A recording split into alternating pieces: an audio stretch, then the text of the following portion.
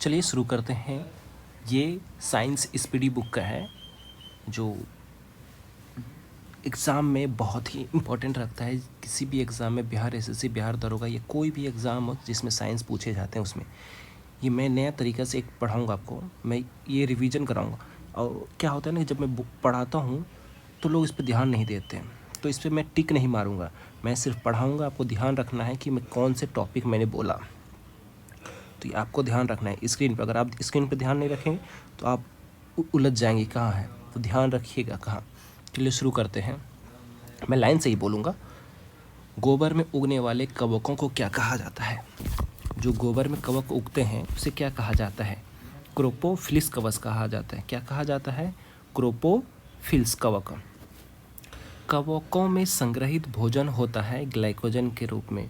कवक में जो भोजन संग्रहित होता है किसके रूप में? ग्लाइकोजन के रूप में।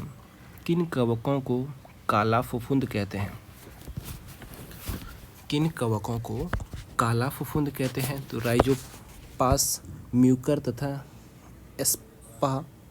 एस्पाजिलस नाइजर को। किसे नीले फफूंद अथवा हरे फफूंद कहते हैं? किसे नीले फफूंद अथवा हरे फफूंद कहते हैं? किसे कहते हैं? पेनिसिलियम को। फफूंद होता है ना, जो कवक होता है, किसे नीले फफूंद अथवा हरे फफूंद कहते हैं? किसे कहते हैं? कवक को कहते हैं, ने पेनिसिलियन कवक को कहते हैं। देखिए मैंने स्क्रीन ऊपर कर दिया, ध्यान रखिए।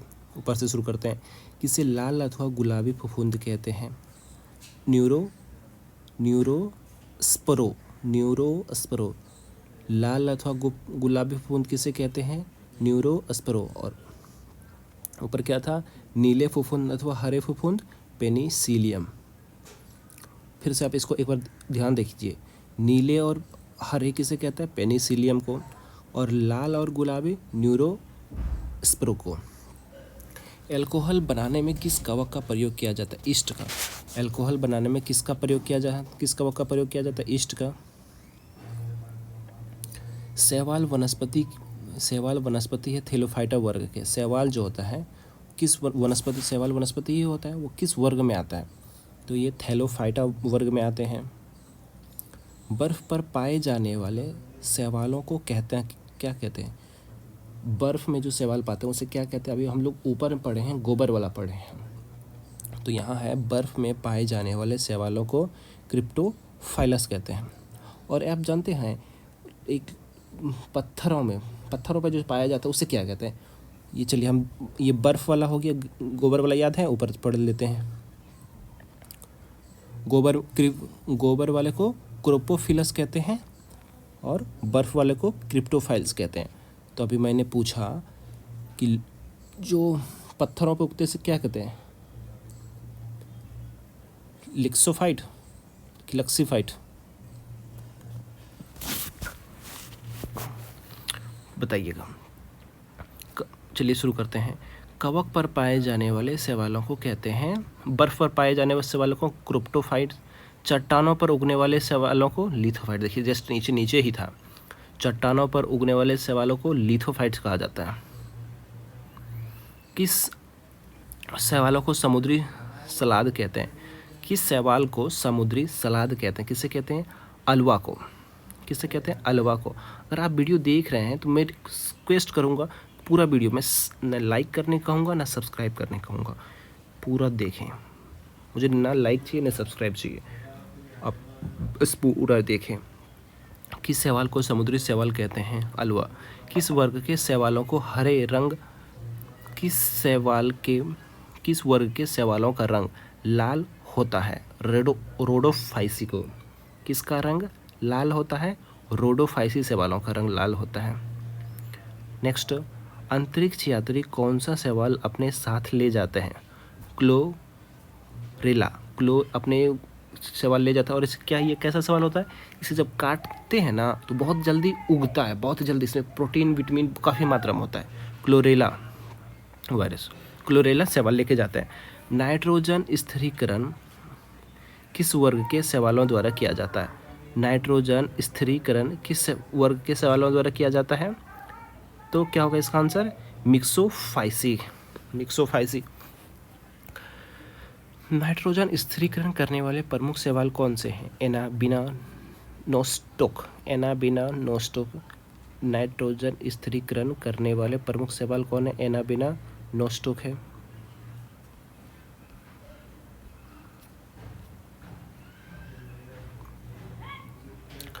हरे शैवालों में संचित होता है। हरे शैवालों में संचित होता है, क्या होता है? मंड।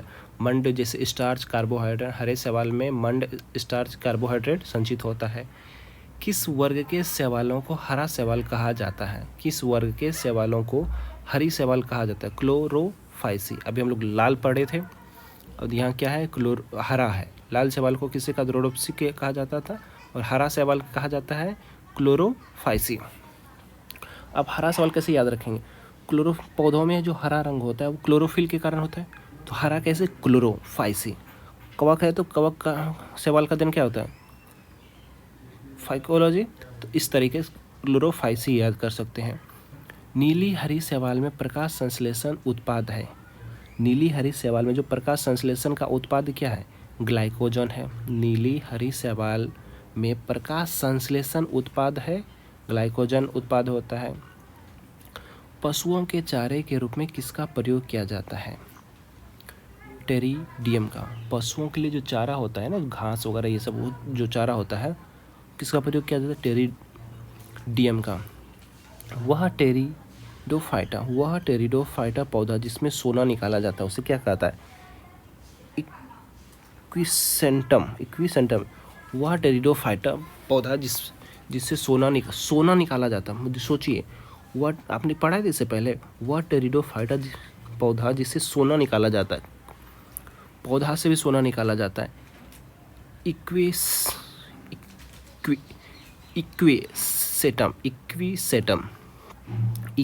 पौधा से सोना निकाला जाता है। आप लोग इससे पहले सुने होंगे सोना धरती से निकाला जाता है अंदर खोद करके, तो नहीं, पौधों से भी निकलता है, कम मात्रा में निकलती है। कवक और शैवालों का संबंध होता है परस्पर सहजीवी जैसा। कवक और शैवालों का संबंध होता है परस्पर सहजीवी जैसा। कवक शैवालों को देता है, कवक जो होता है शैवालों को देता है, क्या देता है? जब जल देता है, खनिज देता है और विटामिन देता है। कवक शैवालों को जल भी देता है, खनिज भी देता है और विटामिन भी देता है।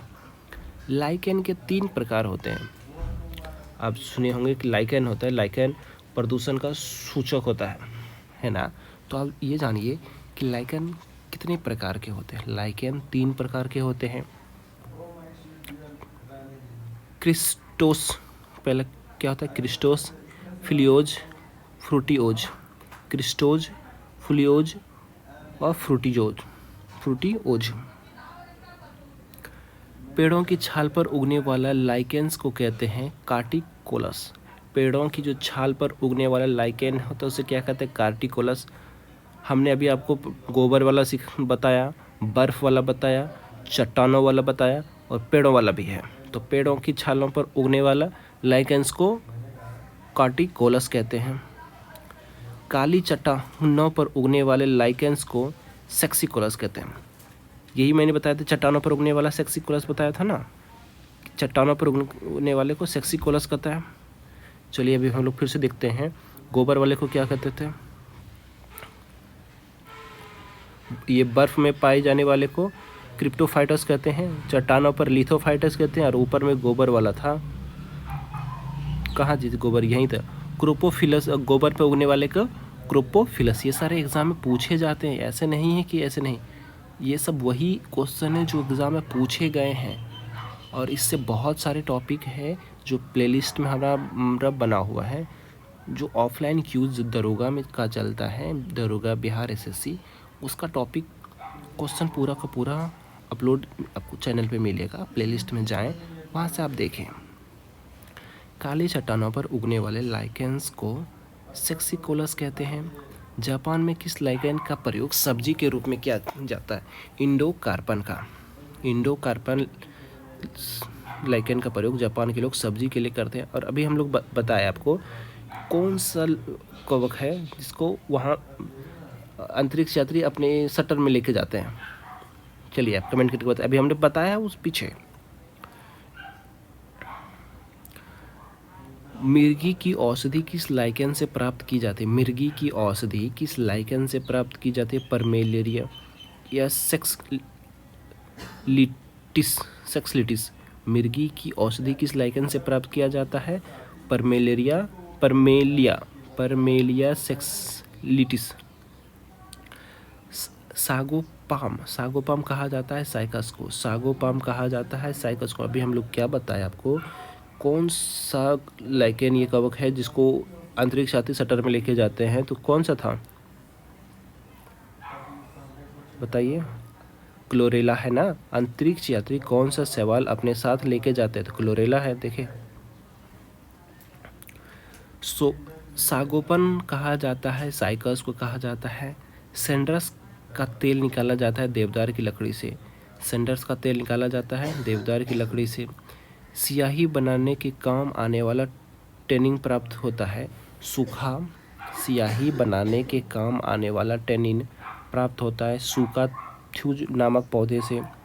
समुद्री शैवाल में होता है क्या? आयोडीन होता है। समुद्री शैवाल में आयोडीन होता है। लेमिनेरिया है एक समुद्री शैवाल। समुद्री शैवालों से में प्राप्त होता है आयोडीन। आयोडीन प्राप्त हो, लेकिन कौन से शैवाल से आयोडीन प्राप्त होता है? तो लेमिनेरिया शैवाल से आयोडीन प्राप्त होती है। एल्कोहल उद्योग में प्रयुक्त कवक है खमीर। एल्कोहल उद्योग में प्रयुक्त कवक क्या है? खमीर है। हड्डी का प्रयोग उर्वरक के रूप में किया जाता है क्योंकि इसमें हड्डी का प्रयोग उर्वरक के रूप में किया जाता है क्योंकि इसमें पौधा पोषक तत्व होता है। फास्फोरस हड्डी में फास्फोरस होता है ना, कैल्शियम और फास्फोरस की मात्रा अधिक होती है। तो हड्डी का पर देखते होंगे गांव सब में, आप हड्डी लोग को चुन के गाय का हड्डी, कोई चीज़ का जो हड्डी होता है वो सब चुन के ले जाते हैं, चुनने वाले आते हैं, उससे खाद बनता है। तो इस वीडियो में हम यहीं तक रखेंगे। मैं ना सब्सक्राइब करने कहूँगा ना लाइक करने। बस अगर आपको कुछ सुझाव चाहिए तो कमेंट कर दीजिएगा, लेकिन मन करे तो करिएगा, नहीं तो नहीं, मुझे नहीं चाहिए, लेकिन आप पढ़िए बस। और कुछ सुझाव चाहिए तो कमेंट कर दीजिएगा। मिलते हैं अगले वीडियो में।